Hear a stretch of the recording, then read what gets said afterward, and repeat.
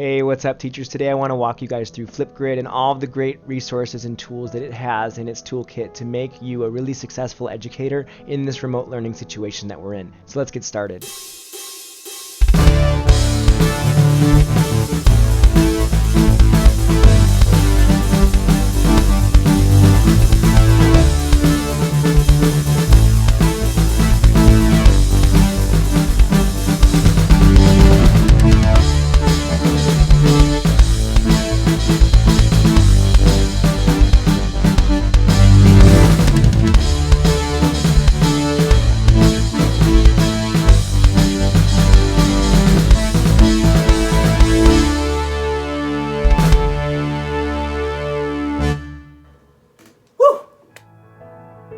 Now the first thing that you're going to want to do is you're going to want to make sure that you have an account created. So if you haven't already, you're going to make one. You can sign in as a Google account or through Microsoft or through a separate email, and then it's going to take you to your grid. Now this My Grids page is basically like your home screen for other sites where you're going to have an overview of everything that's going on with your grids. Now I've already created some, but I'm going to walk you guys through how to create a new grid today so that way you know exactly what to do to get your students engaged with these activities. The thing it's going to ask me to do is it's going to ask me to type in the name of this grid. Now this is an overview grid, so don't worry, you're going to be creating mini lessons within this grid. So you could just title it whatever you want it to. I'm going to do Mr. Thielen's class. Now this is important. If your school or your district has school emails already set up for your students, then you would click the school email one, and that will make life very simple. Students will already be signed in. It'll send them right in to do that. If you don't have that, you have two options. You could set it up to where students have an ID number, and whenever they click on the grid, they would just have to type in a number. So for my students, I just did the first student in class is number 1, second student is number 2. So you could do that as well, but if you do numbers, I will let you know that you would have to type in a first name, it could be fake, last name, and then the ID has to be at least 2 digits. So for number 1, I did 01. So you could do that as well, or you could make this public. That means that anyone with the grid URL has access to this grid and could add to it. But don't worry, you can do something called moderate the grid. So I have a few public grids, but I moderate everything and make sure anything that is going up there I have approved. Okay, now that I'm on my grid, Mr. Thielen's class, remember grid is an overview, but now I'm also going to be adding in topics. Topics are the prompts that you will actually have students doing different activities with. It automatically gives you a pre-made prompt that says say hello on Flipgrid. This could be a great activity for you to do with your students if they've never used Flipgrid before. It gives them a great introduction to it. So if I click on it here, it's going to give them a little GIF or Bitmoji type thing here. It's going to say welcome to Flipgrid. Tap the green plus button below to open the Flipgrid camera and then record a short video and say hello and share a fun fact about yourself. One thing that's really nice about Flipgrid is it also gives an audio reading button. So if you click this, it takes you into an immersive reader, and then from there it will actually play Welcome to Flipgrid. Exactly what it has written there. So if you have struggling readers or you are in a lower elementary level, it will still work just the same for anyone on Flipgrid. Now I want to show you guys how to create your own topic, because odds are you're not always going to want them to say hello all the time, right? So when I press add a new topic, first thing I have to do is I have to give it a title. I'm also going to decide how long their recording time can be. So this is a maximum of 2 minutes for this grid.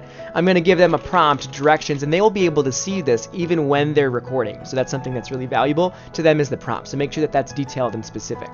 You can also add in there a recorded video of yourself, something from YouTube, a GIF, an emoji. You could add in something from Kahoot, from Nearpod. There's so many different avenues that you can input into here as well. I usually kind of leave that pretty bare and basic though, because that can sometimes be a little bit overwhelming for students. Now before I hit create topic, at the very bottom there's a more options button. This is important. If you make the grid public especially, you're going to want to make sure that you turn on video moderation. This will give you the ability to see the videos before they actually go active, and I'll show you guys how to do that later. So keep that in mind. You can also decide if you want students to be able to like your video. You can change that. If students can trim or edit their video clips, if you want them to do that, they can add a link in, they can add a video title. I usually have these two things off for my lower primary students, so that way it doesn't overwhelm them when they're creating their stuff. And then I'm going to hit create topic. So now that my topic is created, I'm sure you're wondering, okay, how do students get in? How do students get to it? So if I go back to my grids, I just want to show you guys where this is. So here's the overall grid that I created. Here's the topic that I made. And right here in this little section where it says flip code, it says view as a student. If I click right here, this is going to be the URL that students are going to need in order to get in and do the activity that you have posted for them. So they would scroll down, and here's the green plus button down at the bottom that they will click, and it does say moderated now, so you can let students know that that means you have to approve their videos before they get posted, so don't have them get frustrated. Okay, now I'm currently posing as a student. I'm imagining that my teacher sent me this URL that's up here through email or whatever. So now I'm going to go ahead and click on the plus button here, and it's going to bring me up to my camera, so now you guys can see me, and students will be able to also view the prompt. So right here in this little book section, if I press show topic, if they forget what they want to say, there is your prompt of exactly what they are supposed to be doing. They can also add in sticky notes, they can change filters, they can add in text, add emoji stickers. I try to tell them to stay to one emoji sticker, so if I wanted to, I could add in like a hat to myself, just for example, just for fun.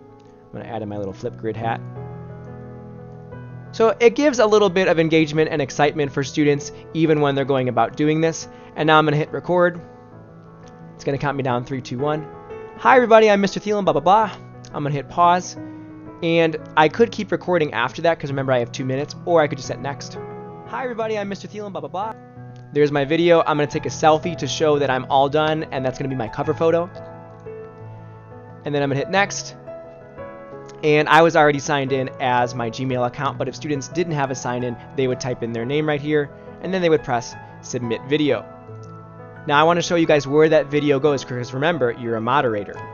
Now I'm back on the teacher side of this, and what I want to do is I want to go back into Mr. Thielen's class, back into the topic, and you can see that I now have one video that is currently hidden. So if I click on this, I can view the video. Hi everybody, I'm Mr. Thielen, blah, blah, blah. And I can decide, I could also give that student a private comment too, and I could like their video, and I can make this video go from hidden to active, and now students will have access to that video. They can reply to one another's videos, make comments, whatever you want them to be doing during this. Now at the very top in these tabs, there's also something called Disco Library, which is really cool, and they currently have a learning from home section, and this is just a bunch of different grids that other teachers and collaborators have utilized and created for you to use. So there's weekly check-ins or all about me's or book talks. I did a book talk and now there's over 100 students that have shared stories of theirs and that have commented on one another's. So there's tons of different things you can do. I've done math talks on here where I've created one and then students have created some. So just really, really great stuff to keep your students engaged, whether it's academic or not. This is a great way of building connections with students even while we are in remote learning. So I hope you guys have some fun creating some grids. We will see you soon.